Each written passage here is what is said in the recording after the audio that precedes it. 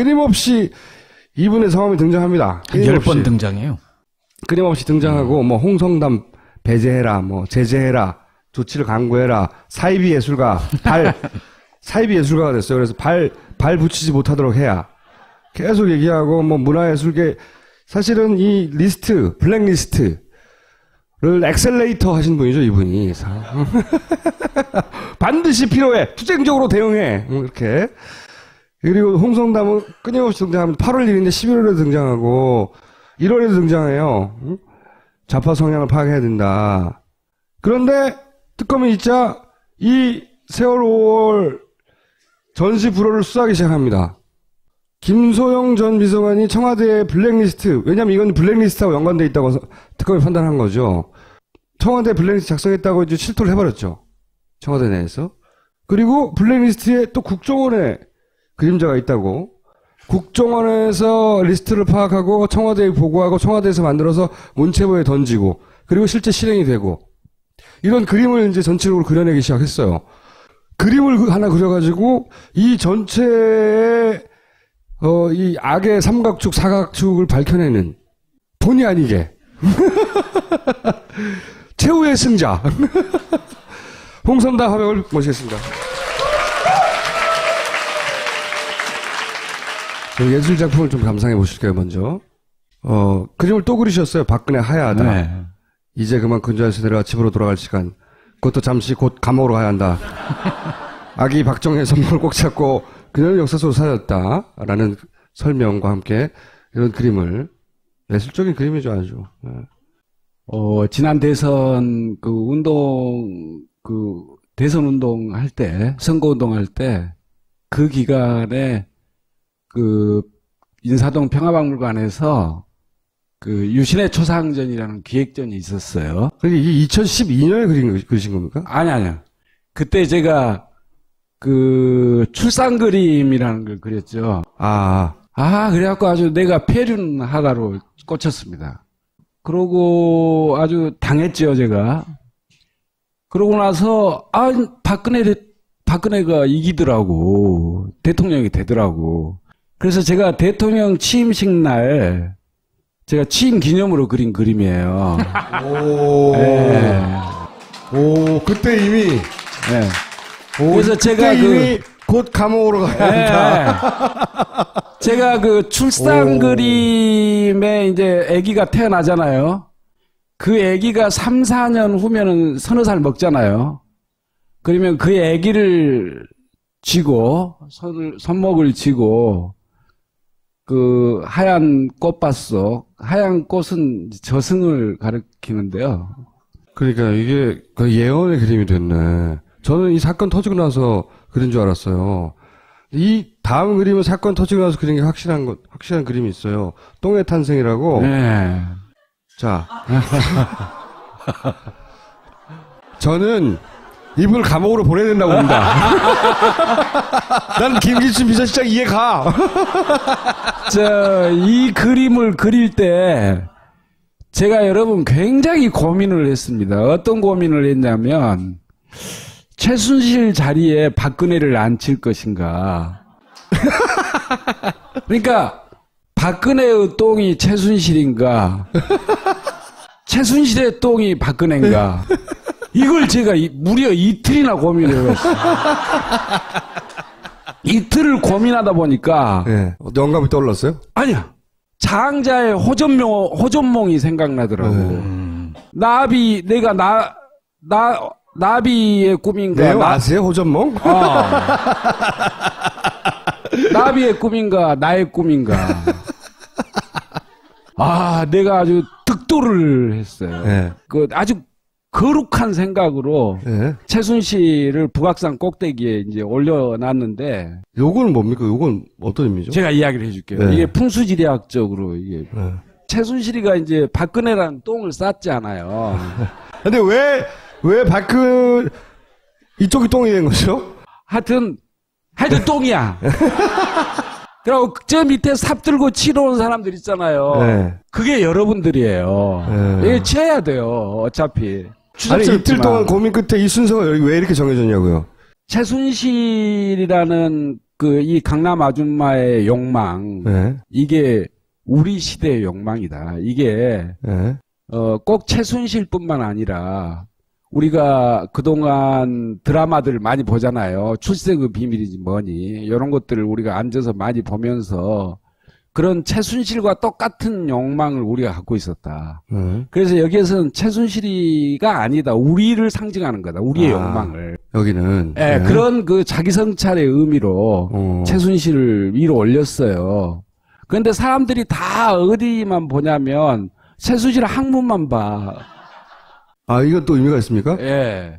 제가 요즘 아주 그 인권 문제를 내가 깊이 생각을 하면서도 고소한 게 있거든요. 이 감옥에 가면은요, 이 사회에서 입었던 모든 것을 영치를 시킵니다.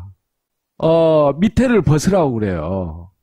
그리고 그렇죠. 풀떡풀떡 뛰어보라고 그래요. 혹시 앞에 이런 거웃에다가 그 마약이나 담배 같은 거 숨겨오지 거울치가- 않았는지. 예. 그리고 이제 엉덩이를 하늘로 들으라고 그래요. 허리를 굽혀서. 그리고 스스로 항문을 까라고 그래요. 네, 네. 그리고 이제 교도관이 찬찬히 들여다봅니다. 아마 이제 김기춘, 우병우, 이제 조윤선, 박근혜 전부 이제 구속이 될 건데요. 그러면 가자마자 전부 이제 활딱 벗고 스스로 항문을 까거든요. 원래 그렇게 항문을 조사하는 건 그것은 아마 그 국가인권위원회에서 그 인간의 권리에 어긋난 거예요. 그런데 이번에 그 사람들 다 구속되고 나면 그때 제가 국가인권위원회 항문 조사하는 거 그거 좀 하지 말라고 제가 제소할 겁니다. 하고 나면? 네, 하고 나면. 아, 이게 그런 의미도 있는 거예요? 이 도출된 게? 요건 뭐예요? 대나무. 요거 아. 궁금해요, 요게. 전주 우석대학교에 있는 그 풍수지리학의 대가 그 김두규 선생 교수가 있는데 그분이 이 그림을 갖고 이제 대통령, 북악산이니까 대통령 그 청와대 터가 얼마나 안 좋은지 그 이야기를 쓰고 이 그림을 보냈대요. 그런데 조선일보가 이 그림을 안 실었어. 우리나라 지역 풍수지리에서는 항상 모든 사물에 북동쪽에가 기가 들어오고 기가 나가는 문이 있다고 그럽니다. 아, 이게 지금 북동을 가리키고 네, 있다, 그래서 지금, 일단, 예. 진짜 그 홍화백은 도사다. 어떻게 그 무속을 상징하는 걸 그 기가 들어오는 그 북동쪽을 아, 이게 향해서 무속을 갖고 상징하는 있는 겁니까? 거야. 예. 아. 그래야 최태민 혼이 저 대나무를 타고 오지. 아, 이 주술을 상징하는 거구나. 그렇죠. 예. 북동쪽을 향해서. 예. 그 다음에 치질은 이제 욕망을 상징하는 거고. 그리고 인권. 예. 그, 박근혜 대통령, 이건 우리. 예. 청와대 똥을 쌌다. 이 작품으로 인해서 당하신 핍박은 또 따로 없어요? 주로 이제 핍박 당하신 작품을 많이 그리셨는데. 아니요. 이 작품은 아주 그 부산, 광주, 목포 그 촛불하는 사람들, 시민들이 이 작품 좀 파일을 보내달라고. 아니, 그전에는 화백님 대가포로 몰려와서 막 데모하고 난리 친 적도 있었잖아요. 비망록에 보면 우병우 팀 해가지고 응징 뭐 이런 거 그렇죠, 나오잖아요. 그렇죠. 예. 그러고 나서 한 몇 일 있다가 실제로 무슨 일을 겪으셨어요? 서울에서 대형 버스를 대절해가지고 어버이연합 부대들이 150명이 쳐들어왔습니다. 그 집을 어떻게 알고. 예. 또, 예. 그래갖고 나는 몰랐어요. 네. 내 지인이 그 어버이연합에서 지금 동영상을 뿌렸는데 홍성담을 이제 그 사는 곳에서 쫓아냈다 해가지고 뿌렸는데 한번 봐라. 지금 뭐 집이 난리 났지 않냐. 보니까 지들이 그 난리를 친 걸 지그들이 동영상을 찍어가지고 자랑 삼아 올려놨더라고요. 네. 그래서 그걸 보니까 내가 돌아버리잖아요. 네. 그리고 창피하잖아요. 그래서, 제가 그 경비실 아저씨한테 아유, 시끄럽게 해서 죄송합니다. 그러니까, 아유, 뭐요, 재밌었습니다. 그런데 이번만이 아니고, 그때 1년 전에도 한 두어 번 왔어요. 그러더라고요. 아, 그래서 사람들이 나를 보면 전부 인사를 하구나, 우리. 뭐, 거기 그 동영상 보니까 홍성담 같은 빨갱이 화가를 사동, 제가 사는 곳이 사동이거든요. 사동 주민 여러분들이 같이 살겠습니까? 이 사람을 빨리 쫓아내십시오 하고 뭐 난리가 아니더라고. 그리고, 거기 이 지부, 안산 지부에서, 일주일마다 와서 여기 와서 집회를 하겠대요. 그런데 내가 얼마나 뿔따구가 나버려요. 그래서 제가 전화를 했죠. 어버이연합 안산 지부장한테. 야, 이 X야. 첫 마디부터.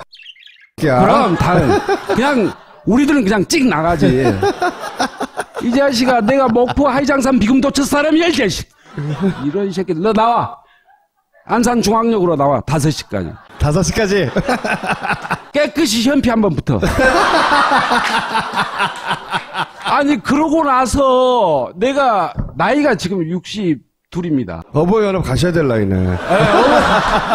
아니, 내가 어릴 때 싸움하고 다녔지. 이게 해본 지가 얼마 오래됐어요. 그래서 이제 갑자기 보니까 2시간밖에 안 남았어. 혼자 막 허공에다 주먹질 하다 발치기 하나 떨어져 불고. 그래서 가셨어요? 그리고 가서 5시에 가서 기다렸어요. 좀 무섭더라고만. 그런데 절대 지면 안 돼요. 딱 기다렸는데 5시 반이 돼도 안 와. 그래서 다시 전화했지. 이제 내가 이제 완전히 이제 기가 났어. 이것들이 쫄았구나. 그러고. 야, 이 빨리 와라. 내가 네 못 잡으면서 환장한다. 살이 올랐어. 내가 오늘 날씨도 좋고 아주 안 와요. 30분을 더 기다려도. 그래서 내가 저 중앙역 그 이렇게 써져 있잖아요. 네. 거기를 배경으로 내가 딱 사진 찍어가지고. 보냈어요? 기다리는데 왜 안 오냐고? 네. 답이 없어요? 혹시 번호가 잘못되거나 그런 건 아니야. 통화는 되셨나요? 아, 통화는 됐지. 본인이 맞다고도 인정하고요. 예. 예, 그 뒤로 아무 소리가 없었어요. 이런 분을 김기춘 비서실장은 그렇게 애타게 불렀죠. 10번을. 애타게 징계하라고. 징계가 소용없는 분을. 그리고 그 예술가들이라는 게 우리 사회의 꼴통이거든요. 그런 꼴통들이 가끔 사람을 해치지 않는 꼴통들, 어디 가서 사기나 치고 이런 꼴통들 말고 뭐 김호준 총수처럼 저처럼 이런 꼴통들이 저를 왜 거기다가. 고맙습니다. 이런 꼴통들이 많아야 세상이 살맛 나는 거예요. 예술가들은 금기, 금단 이런 걸 굉장히 싫어합니다. 어떤 금기상, 여기는 오지 마라, 여기는 보지 마라. 그러면 더 보고 싶어요. 대통령 건들지 마라 이런 거. 네, 그럼 더 건드리고 싶어. 미쳐버려 그냥. 잠이 안 와. 타부시 되어 있는 곳, 그리고 지그들만 싹 들여다보고 그 타부시 되어 있는 걸 들여다볼 수 있는 게 지그들은 권력이라고 생각을 합니다. 여기에서부터 모든 부정부패가 탄생을 하는 거거든요. 예술가들은 그거 몰래 가서 살짝 들여다보고 저기 거기에 뭐 있더라고 까발치는 거야. 예술적으로다가 나 같은 사람 직설적으로 하고 용기가 없는 사람은 잘 못 알아먹는 그림 막 추상화 같은 걸로 해서라도 그래야 되는 거거든요. 그래야 우리 사회가 맑아지는 거예요.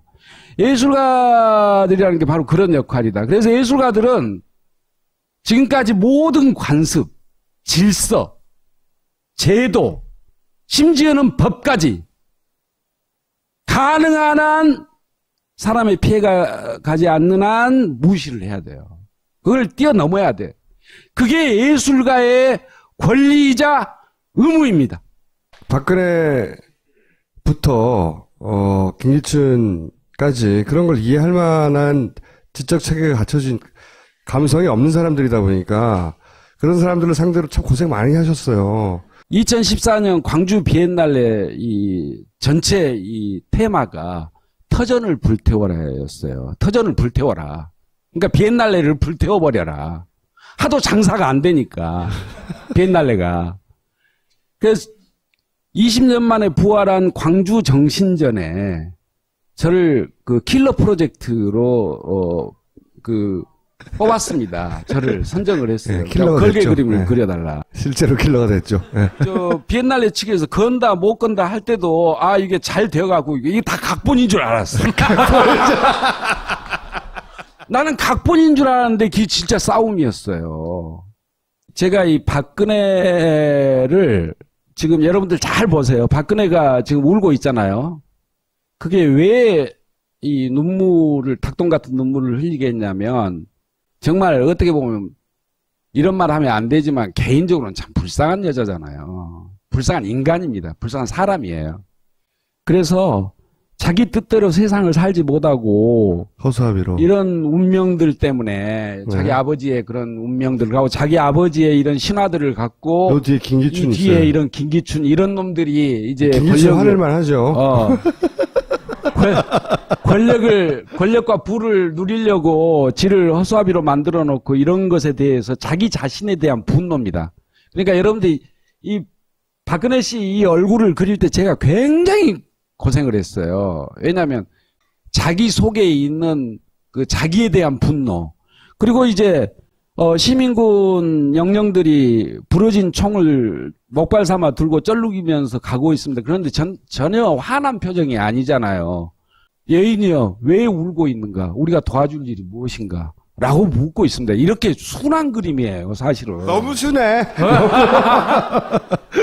그런데 그런 뜻을 담으셨구나. 그런데 네. 저렇게 흉측하게 바꾸라 그 말이에요. 이것보다 저게 얼마나 더 흉측해요. 그런데 저것으로 바꿀 때도 기자들이 막 싸움을 붙였어요. 비엔날레하고 저하고. 저는 다 짜고 고스톱 친 줄 알았어요. 각본인 줄 알지만 나도 이제 자존심이 있잖아요. 내가 고치라고 수정하라는 그걸 내가 해버리면, 광주 시민들한테 수정을 해버리면 내가 얼마나 자존심이 상해요. 그냥 막 끝까지 버티는 거예요. 자존심 때문에. 뭐 예술관 그런 거 없어요. 예술관 그런 건 정말 개떡이에요. 그것이 예술을 절대 좌지우지 못합니다. 문제는 자존심입니다. 작가라는 게. 아니 권력이 무슨 미술관장이, 비엔날레 대표이사가, 시장이 나한테 그림을 고치라 할 때 얼마나 달콤한 것들을 주겠어요. 내가 이거 해줄 테니까 고쳐라. 뭐 저거 해줄 테니까 고쳐라. 내가 여기서 말은 다 못하지만 화가한테는, 예술가한테는 그런 굉장히 달콤한 유혹입니다. 그런데 자존심 때문에, 그 시덥지 않은 자존심, 신문에 계속 났는데 내가 결국은 수정을 해버렸다 그러면 완전히 내가 자존심 상하잖아요. 창피하잖아요. 그래서 이제 끝까지 버텼는데 큐레이터들이 와가지고 나한테 사정사정이, 이 큐레이터들이 전부 또 후배 선배예요. 그러니까 이게 말을 안 들을 수가 없어요. 그러니까 싸움이 싸움 같지가 않아. 장난 같지. 그래서 내가 마지막 통보를 했습니다. 그럼 좋다, 내가 고치겠다. 박근혜 얼굴을 하얀색으로 그냥 문대불고 그대로 놔두는 방법, 두 번째는 닭대가리로 고치는 방법, 그 두 개 중에 선택해라. 그러니까 호자가 훨씬 예술적이죠. 예. 막 큐레이터 서너 명이 막 저그들끼리 열띠게 한 20분을 토론을 하더니 닭으로 하자. 하얀색으로 하면 사람들이 더 이상하게 생각한다 그거야. 여기에 뭐가 그려져 있을까 그러고. 그래서 닭대가리로 해주셔 그래. 그래서 제가, 아니 박근혜 씨 별명이 닭대가리인데 괜찮겠냐. 그러니까 그 큐레이터들이 박근혜 얼굴만 안 보이면 돼지대가리든 닭대가리든 다 좋대. 말대가리도 좋대. 말대가리도. 그래서 이렇게 바꿨더니 더 안 된대. 그래갖고 이걸로 꼭 저 닭대가리로 고집을 하려면 뒤에 그 박정희로 보이는 뒤에 계급장도 떼고 선글라스도 벗기고 군화도 벗기고 그리고 김기춘도 지우라고 그래. 그럼 뭐야? 근데 이게 잘못 그렸어요. 그때 지금 생각하니까. 왜 잘못 그러셨어요? 좀 잘못 그렸어. 나 영 마음에 안 들어. 왜 그러냐면 지금 보니까 지금 한 4분의 1 정도 청와대가 까졌잖아요. 이제 까발쳐졌잖아요. 박근혜도 한 4분의 1 정도, 4분의 3이 남았는데 4분의 1만 까진 것을 보더라도 이건 부정부패라든가 또는 국정농단이라든가 이런 것과는 그런 건 아무것도 아니야. 정권 자체가 타락해 있어요. 이건 타락이야. 윤리의 문제예요. 이건 권력의 문제가 아니에요. 그 다음에 김기춘이 이 양반은 늙은 나이에 비서실장 내시 황관 하면서 와서 정말 대통령을 보위를 잘한 게 아니라 청와대를 국정원 청와대 지부를 만들어 놨더라고. 이런 우리 아들놈이 어디가 있어요. 그래서 이게 잘못 그려진 거예요. 허수아비를 내가 지금 그렸다고 그러면, 지금 그린다고 그러면 도저히 이건 타락의 문제는요. 어떻게 그릴 수가 없어요. 이건 풍자로 못해. 해결할 수가 없어. 왜냐하면 이거 도려내야지 풍자 가지고는 안 돼요. 그래서 아마 지금 같았으면 그림 안 그렸을 거예요. 그러니까 요즘 제가 좋아하는 풍자 화가들이 한겨레의 권혁범 만평 그리는, 그 다음에 경향신문의 김용민, 그 다음에 프레시안의 손문상, 이 화가들 제가 굉장히 좋아합니다. 정말 제가 존경하는 화가들인데 이 사람들 요즘 그림 보세요. 옛날에 그린 거 계속 반복해요. 그릴 게 없으니까. 더 이상 풍자조차도 할 수가 없게 돼버렸어요. 지금 상황이. 이런 상황이 어디가 있겠어. 그래서 이 그림은 실패작이다. 여기까지 하겠습니다.